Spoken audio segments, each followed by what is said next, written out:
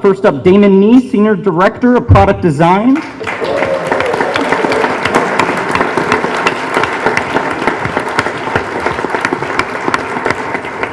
Sam Pack, Senior Product Designer for action figures.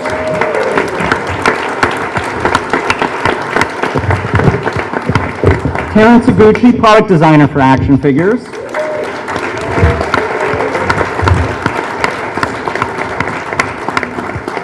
And Roy Juarez, Key Lead Packaging Designer.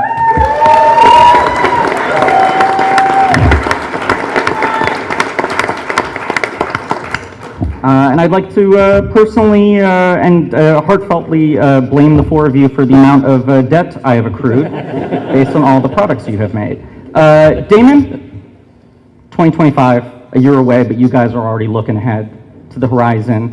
What's going on next year that inform figure development for the year? Are there key themes coming up that we can expect? Why, yes, we do have a key theme, and maybe a little bit of a hint here with our updated artwork around the Master of the Universe logo, is that we are celebrating the 40th anniversary of She-Ra, the Princess of Power, under the banner of the Horde Invasion. Yeah.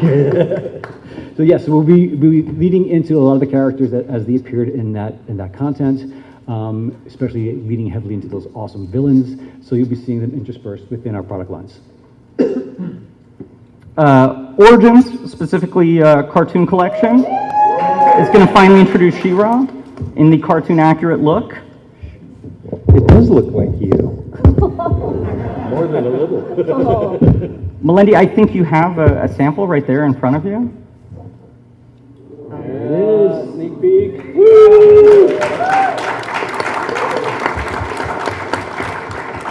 You were joking about this earlier, but when you look at a figure like that, a character you've lived with for so long, does it feel like you're looking at yourself, even though it's a sculpt based on a drawing? Well, after 40 years, you kind of think about it a lot, you know? And to be really honest, she had so many qualities that, as a woman, I'll never be a superhero, but I can at least have the values that she did, or try to.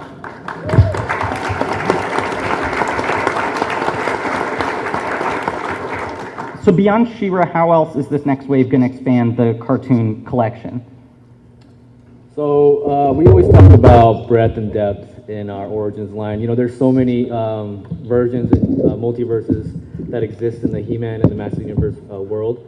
So, you know, bringing this Filmation She-Ra line to fruition is really exciting for us. So we can look forward to, I don't know how much I'm able to spoil, but Let's spoil one right now. okay, yeah, great, let's do it. So, yeah. You know, who better to do next is She-Ra's nemesis, Filmation accurate Hordak, right here. So something that we're doing with the cartoon collection line is trying to include an accessory from a specific episode to just kind of round out the world and make it just a little bit more of a cool offering. So he's here with his time stop device featured in, I think it's Looky Lends a Hand is the episode. So he's able to use this and freeze people in time. So yeah, you can guys come up and take a look at this guy close up after the panel.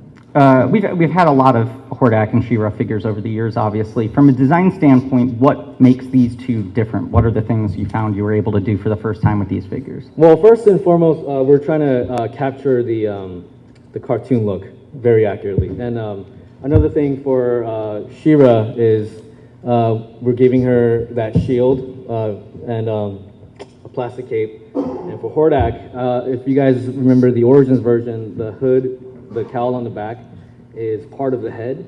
But we thought, hey, it'd be cool to have that part of the harness so you can swap heads like you guys see on that screen up there with He-Man and Skeletor. So that's something different that we're doing. And of course, the colorway is cartoon accurate and in our cartoon collection proportions. Is it safe to assume that we might be seeing other characters from this side of the universe coming later next year? How much am I allowed to say? Yeah, but yes, yeah. Good, cool. Turtles of Grayskull has been a wildly successful line. The mashup of Motu and TMNT.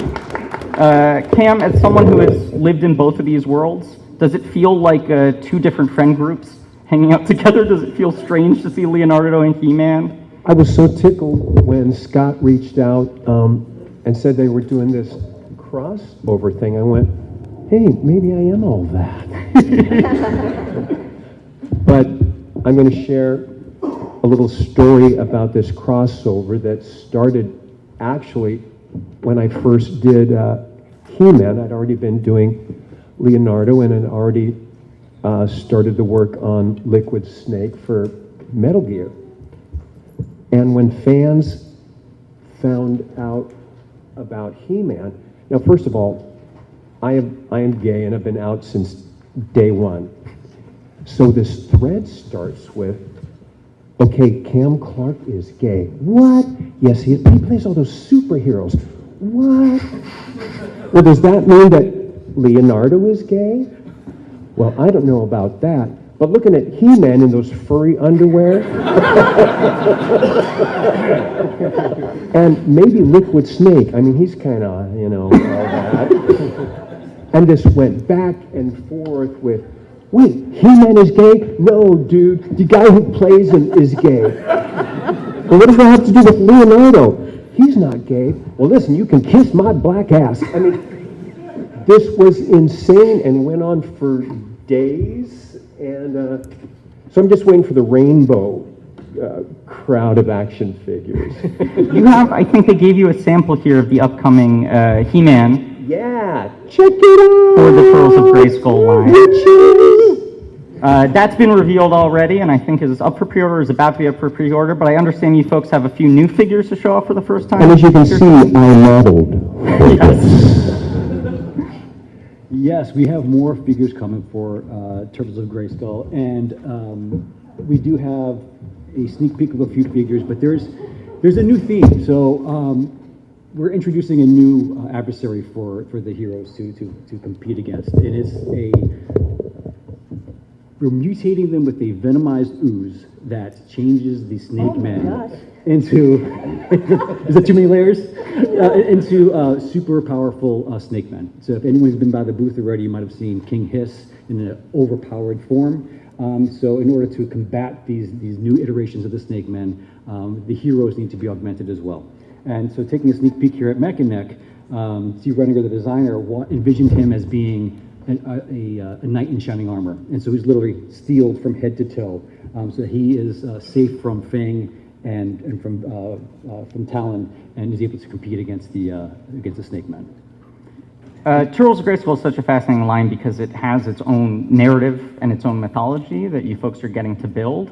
I think when it was announced, most people assumed it would be your kind of classic mashup line of just these two characters smushed together. But instead, there's a lot of creativity in how you're sort of putting characters in this world. Sometimes they're sharing elements, sometimes they're their own thing. How do you go about that sort of like story process of deciding how each character gets incorporated into this narrative? Yeah, I don't have a short answer, so bear with me for a second here. There's two storied franchises, and there's so much depth and love and passion for these characters that we had to find a means in which brought them together that made sense, that made sure that we maintained the integrity of each individual brand, of every single character, and hell, just have a lot of fun doing it at the same time. I mean, Sam's a massive Turtles fan, and he was very formative in the execution of several of the designs, specifically the Turtles themselves.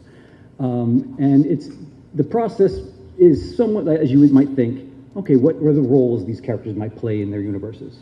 You have leaders, you have support characters, you've got villains, and you start pairing them up so that makes sense from a narrative standpoint, but then also leads you to a space that gets you a awesome action figure. I mean, that's the end of the game, right? We are kids at heart, and we all want to play, and we had the opportunity to play with someone else's toys.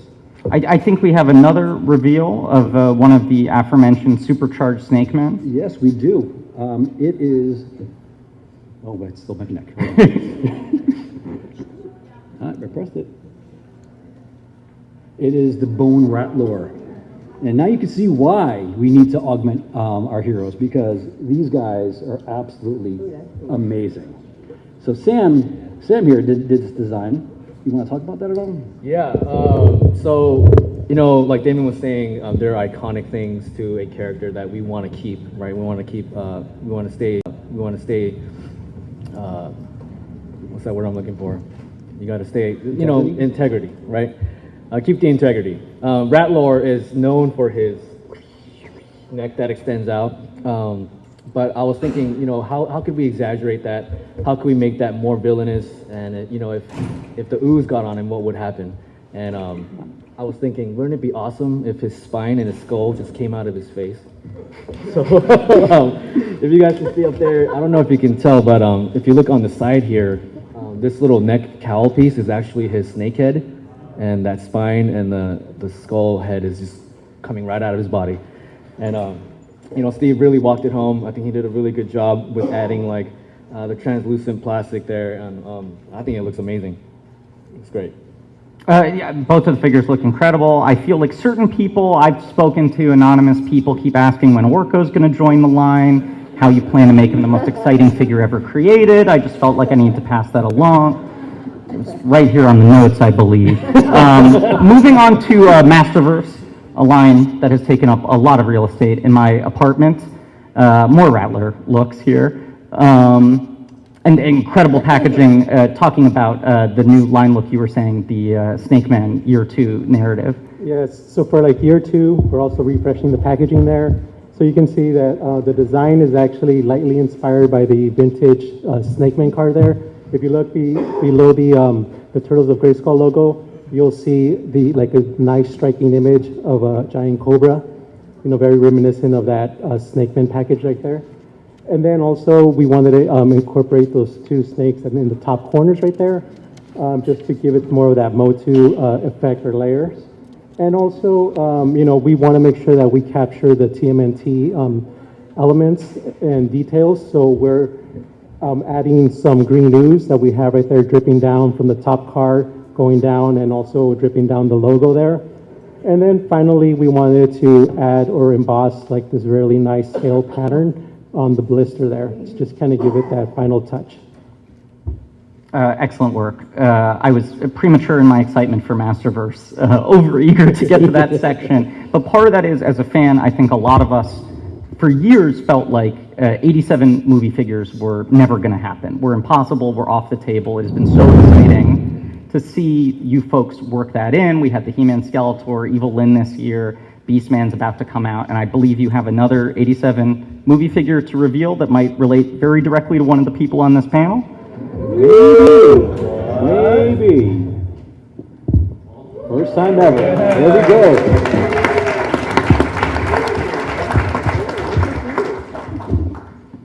What was the process like of bringing Blade into the Masterverse style? Yeah, so I was super excited to work on Blade because normally I don't get to interact with the actors or actresses I'm doing the figure of, but Mr. DeLongis was like really kind enough to like contact us and talk to me and give us like good detailed notes. So I think that helped the process a lot, trying to fine tune all the details.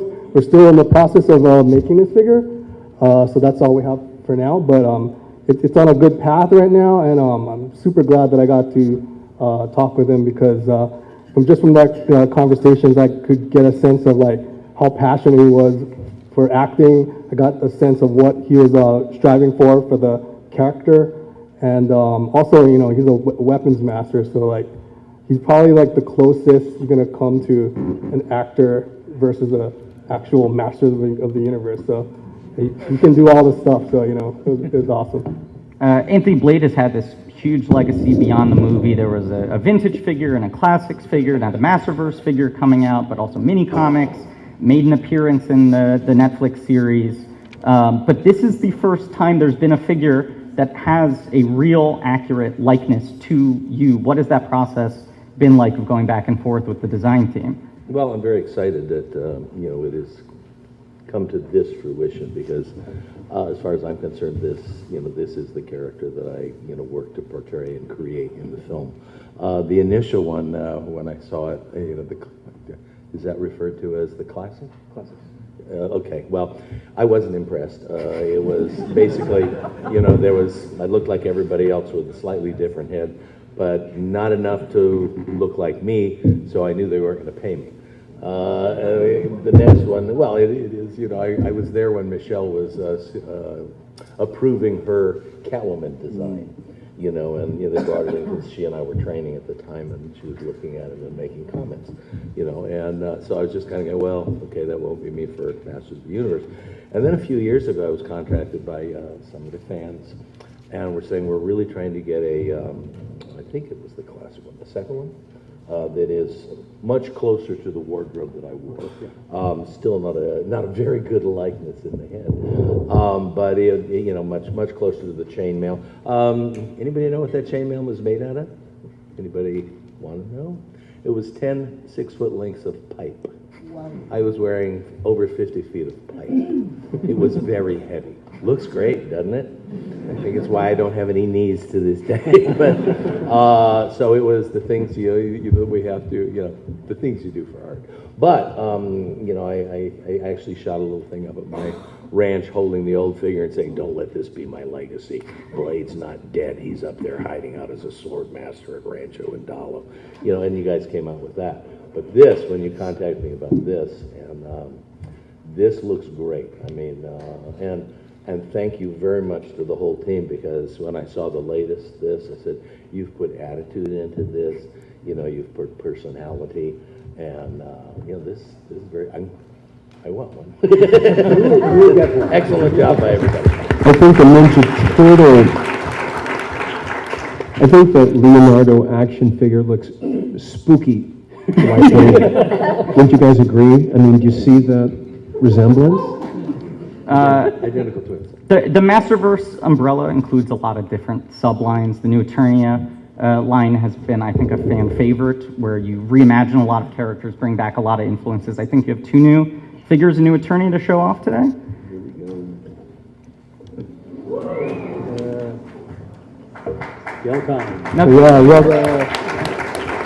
Skelcon is a pretty deep cut, although from the applause, I think one that is warmly welcomed by this audience. Can you talk about bringing him into the line and what this design process was like? Right, yeah, so it's a little bit deep cut. It's a Skelcon. It's one of those like demon characters that's a minion of Skeletor. And you saw from the latest like Revelation cartoon, Skeletor was commanding that army of Skelcon, so we thought that, oh wow, that'd be really cool to do. It's a fairly like straightforward, simple design, but we added like a lot of cool details to him, so that I think it looks really cool. He has a spear, he has like a lot of cool bone detail on him. He has an axe that can fit on his back. He has a little dagger that fits on his like sheath on his belt. And he also has this really cool hinged jaw, so you can like, have him in different jaw positions, and there's like little details on the tongue where you can see like dead souls on his tongue and stuff. So when you go to the booth, I think we'll have it in the booth, and you can check it out. So yeah, we had a lot of fun with this. But it's like another way for us to like expand the universe and make sure like all these like, other characters are not forgotten. That's a deep cut character, first time in Masterverse. You have another figure to show that's a character that's appeared in Masterverse before, but not in the new Eternia line. Yeah, so yeah, we got Fisto. Yeah, we've done. Fisto's got more of a kind of Armo thing going on now. Yeah, so Fisto is another fan favorite character. We decided to try something a little bit different with him. I like the way that he was portrayed in the mini comics. He had a little bit longer hair. So we have this one head that has a little bit of longer hair for Fisto. But then we got this, we did this at another head that's like more barbarian-like with the longer hair. And he's always like shown with Stridor, like in illustrations or in the mini comics. So I decided to put some like details on his face armor that's kind of reminiscent of Stridor. He's got the ponytail going on. He still has his classic, metal fist, but we gave him this new like battle hammer. And the cool thing about the battle hammer is that you can take off these attachments. So he's got like a mace attachment on the hammer, and it's got this spike. And then you can like replace the fist, and you can put the different attachments on there. So something a little different for Fisto. the mace has a little bit of details from Man-at-Arms because some of the stories have Man-at-Arms as his brother. So I have some of the Man-at-Arms mace details on him. Yeah, so he's really cool. And he also has his sword, but I give him like kind of variant sword, so it's like the more curved sword. Yeah, it was a fun figure to work on. With the 40th anniversary coming up next year of She-Ra and the Princess of Power, and knowing that's going to get a lot of focus in the sort of origins in the cartoon collection, and you already have a label called New Eternia, is New Etheria a thing that could happen? I'm not supposed to finish the sentence.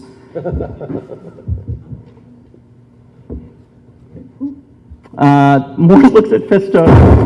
Eternia's Choice, I think a lot of people are here, excited to hear updates on. That was, of course, the crowdfund fan choice campaign you ran last year. Yeah, so last year we had a decision to make, and we needed to work with the fans to help us make a decision because there were too many great ideas within Mattel. So what we wanted to do for the next crowdfund. So we ran Etherea's Choice, and the fans voted, and they spoke, and what they were looking for, what you guys have asked for, is the Snake Lair. First time ever, we're debuting it here. After their panel, we'll be moving the shroud off of the playset. You can see it in person. But here it is in its glory. We are super excited about the Snake Lair. So this is an original playset. This is all new. So this didn't appear in the vintage line. This didn't appear in the classic line. This is something that has only been viewed on packaging art or within the mini comics. So we leveraged what was there, expanded upon it, decided to maybe not cut from the same cloth as the Castle Grayskull and Snake Mountain, where those are kind of book cover kind of opening play sets. We expanded upon it a little bit more, putting more hinge points, maximizing the areas of play and display. Would you mind going through some of the design features I know you folks have built into this? Yeah, I mean, I'll try to run through them quickly, but there's going to be a lot more to see when you get downstairs. On the far left, you have a rotating snake head, which is monitoring the areas around the snake lair. In the center, you obviously have that giant snake with the drawbridge, and we have real metal chains that are holding that drawbridge up and down. On the far right is that mechanical snake. I don't know how much, we're talking about D-cuts with Skullcon. This one's pretty deep. It is the rattle trap. So in the 1986 summer edition of the Masters of the Universe magazine appeared a vehicle called the rattle trap. And it is a reconnaissance or a spy vehicle. And what it does is it rolls along and is able to peer over castles or hills and be able to bring feedback to the snake men for a battle. So we thought this would be the amazing opportunity to bring forth a never made before vehicle for the snake lair.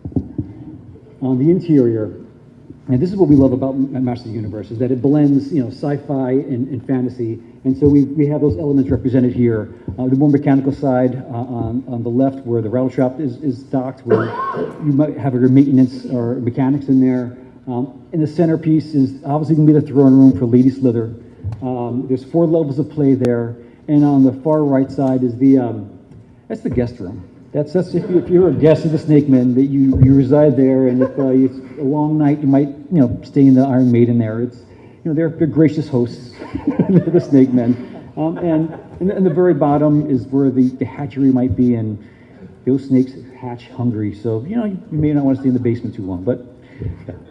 The intention here is to bring forth a whole lot of hidden story beats and just give the Snake Men the interdimensional world conquerors a place to call their own.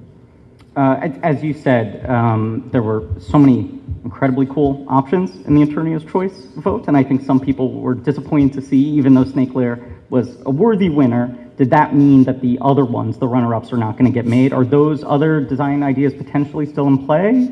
I would say yes. That we have our list of things we want to make, and all those items are still on there. I think again, we wanted to make all of them. We needed help to make that decision, so we'll be looking for opportunities to bring forth things like the Fright Zone or in the Doom Tower.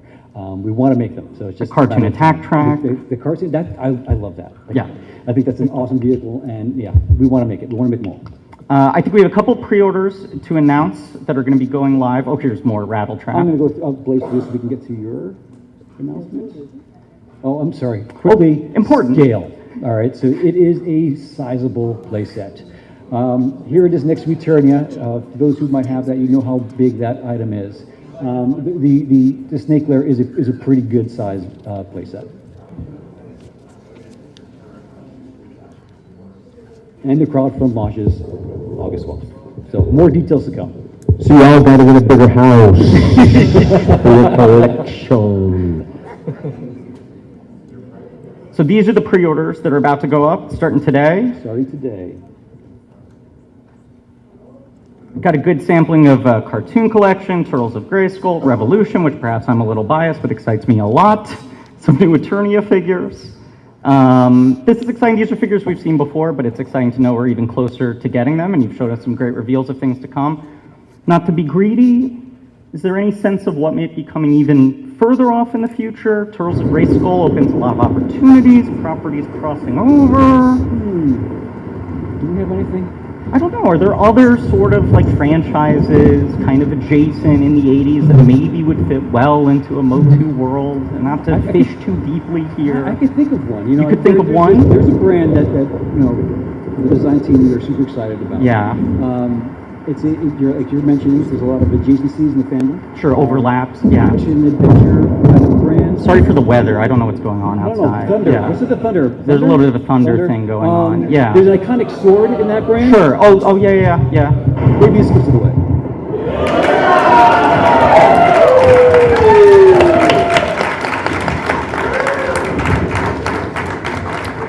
So more to come there. Yeah. I don't know what that means, by the way. I was very confused by that image. Thank you all so much for coming out today. Before we close, I want to circle back to our legendary actors here. It's been great, as you said, Cam, to be able to engage with the fans constantly, meet people, recognize the sort of legacy you've had. Have you had experiences, all three of you, that have been really meaningful with fans over the years? Well, besides that initial gossip story about all those boys hanging out together, going to the conventions is where we've really found out an impact that, like I said earlier, we would not have known existed. Life lessons that many of you bring up to us about right and wrong, or being a leader, or responsibility, or you name it, any of the things that we as adults require to get harmoniously through a day. And it is just awesome to have been a part of that. And again, traveling around the country and the world, meeting you guys and hearing your personal stories is just amazing. So thank you for all of that sharing.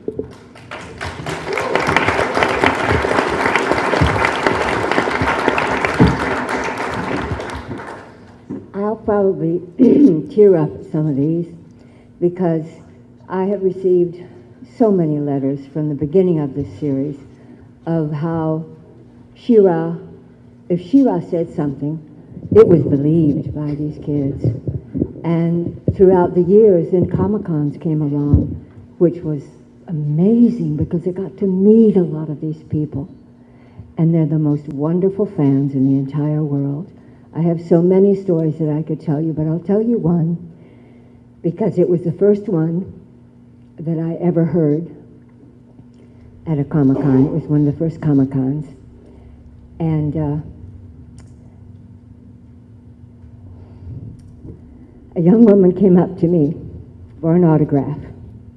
And she had a big button on her sweater that said, well, it didn't say, it showed a picture of a young man. And I said, oh, who's that? And she said, that's my brother, Mark. He passed away. I went, oh, I'm so sorry. And she said, she held up a She-Ra doll and she said, he held this in hospice.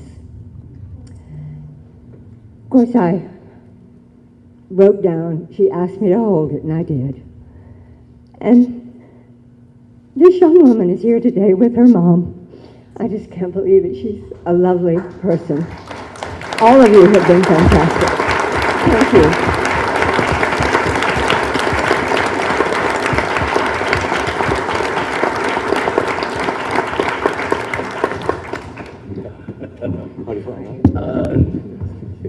I wasn't even going to Very, very nice.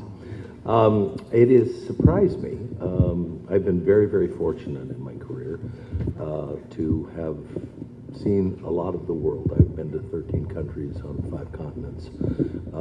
Travel is a wonderful, expanding experience. It gets you out of your own head. It helps you appreciate other people. It helps you appreciate the power of stories. It broadens your perspective, so you can get out of your own way sometimes. But to Masters of the Universe, I've been surprised that everywhere I've been, the effect that this movie had on people in families that were multi-generational. One of my favorite stories that my wife and I share, we had traveled to Australia, and we were, we'd gone a little bit early because I wanted a chance to see the country, and I wanted to add Australia to the countries I've been on horseback, because that had been my dream as a boy. I didn't start till I was almost 40. And 33 years later, I've been on, I rode horses in 11 countries, always being able to make the horse a partner, which is, to me, what it's about. It's about communication. But there was this, we were sitting there, and there was a whip on the wall, and, we were in the outback, and, there was this whip on the wall, and I asked if I could take it down, and I did a little bit, and there's a young boy came out, and, I showed him a little bit with the whip, and the next thing I knew, he's back in the kitchen having his mother hold a towel for him. And I said, no, you have to practice up to that. But he found out that I had played Blade, and he had the original, vintage Blade doll, because it had belonged to his brother, who, was now in the military, and it had belonged to his older brother. So it was this multi-generational thing that he had inherited. And he came on the day that we were leaving. We were in a little cabin, and he came and he knocked on the door, and he was holding this picture of me, as Blade. And I was saying, well, now, you have to practice before you have anybody, hold this stuff. And he was just kind of looking at me with big eyes, not really saying anything. And, and I signed his picture, but it's a reminder, whatever we do, we never forget that we're not doing this for us. We're doing this for you. You are always the third character in every scene we play. Well, Anthony, on that note, I think we want to give the fans one final moment to take advantage of having 3 representations, different eras of Motu here on stage. Can you kick us off here? Well, one of my favorite lines, I've waited a long time.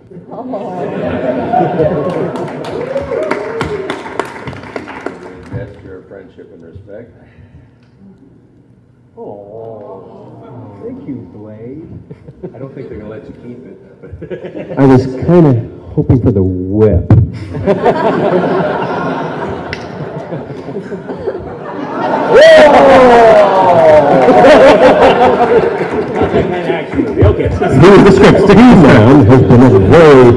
He-Man has been a very naughty boy. Sorry, boys, at the end. Need any toys? What you gonna do with the sword, D-Man? Oh, I get it. Stop with the Masters of the Universe After Dark, right? Okay. By the power of Grayskull, I Have the power!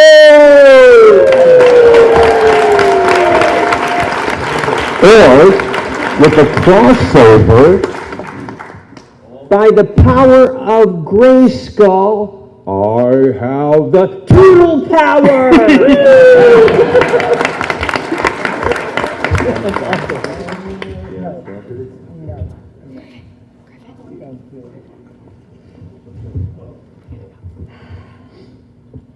Fabulous secrets were revealed to me the day I held aloft my sword and said, "For the honor of Grayskull, I am She-Ra!"